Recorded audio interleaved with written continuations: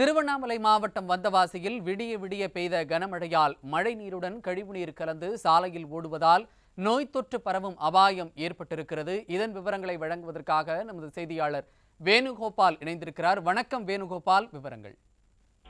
நிச்சயமாக சையத், திருவண்ணாமலை மாவட்டம் வந்தவாசி சுற்றியுள்ள பல்வேறு பகுதிகளில் இரவு முதல் கனமழை பெய்து வருகிறது.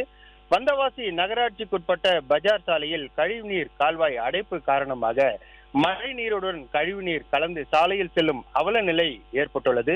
அதாவது வந்தவாசி சுற்றியுள்ள வெண்குன்றம், பாதிரி, காரம், கொசப்பட்டு, மருதாடு உள்ளிட்ட பல்வேறு பகுதிகளில் இரவு முதல் கனமழை பெய்து வருகிறது.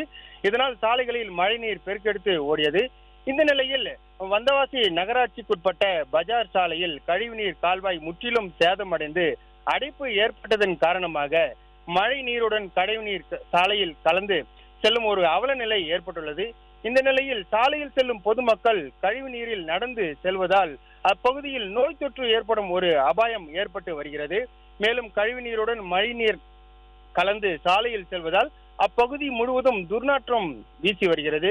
மேலும் இது போல வந்தவாசி அச்சரப்பாக்கம் சாலை, காவலர் குடியிருப்பு பகுதி உள்ளிட்ட பல்வேறு பகுதிகளில் கழிவுநீர் கால்வாய் முற்றிலும் சேதமடைந்து காணப்படுவதால் அப்பகுதி முழுவதும் கழிவுநீர் தேங்கி நிற்கும் ஒரு அவல நிலை ஏற்பட்டுள்ளது. இதனால் பொதுமக்கள் நாள்தோறும் பெரும் சிரமப்பட்டு வருகின்றனர். இது சம்பந்தமாக விடியா திமுக நகராட்சி நிர்வாகத்திடம் பலமுறை பொதுமக்கள் புகார் தெரிவித்தும் நகராட்சி நிர்வாகம் எந்தவிதமான நடவடிக்கை எடுக்காமல் தொடர்ந்து ஒரு மெத்தன போக்கில் ஈடுபட்டு வருகின்றனர். மேலும் இது சம்பந்தமாக பொதுமக்கள் பலமுறை குற்றம் சாட்டுகின்றனர். எனவே விடியா திமுக நகராட்சி நிர்வாகம் உடனடியாக நடவடிக்கை எடுத்து கழிவுநீர் கால்வாயை உடனடியாக சரி செய்ய வேண்டும் என்று பொதுமக்கள் கோரிக்கை வைத்துள்ளனர். சையத்.